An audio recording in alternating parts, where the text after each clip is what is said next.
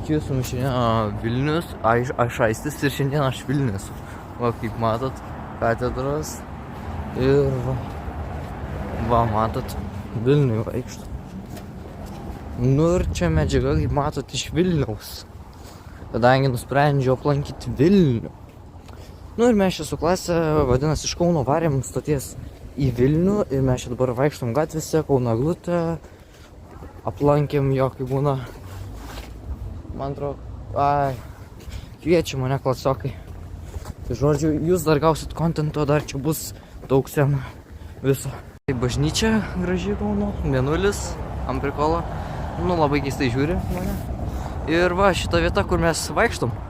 Karočią darėm prenką, mano vienas klasiokas metė sniegugniūžtę į tokius čivelius. Aš jums galbūt parodysiu tą prenką visą gerą. Karočią Vilniui, dalis, matot, Gedimino pilis, ten Dangoraižiai, kažkur ten sporto rūmai. Nu ir va, parkūrinu. Klasiokai tokie stebi, galit pasakyti kažką į kadrą.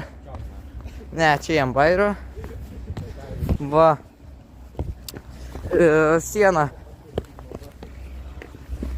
Man atrodo, kažkas mane seka. I can't, man.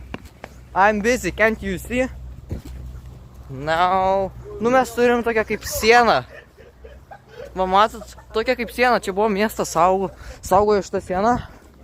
Va, bažnyčia dar tokia visai graži, čia statybinė zona. Visai įdomi vieta Vilnius. Va, Eglutė, Kauno katedra. Čia mes atvykę Kalėdų mieste. Miestelis ten, Ruselis, čia miestas. Va, kaip matot.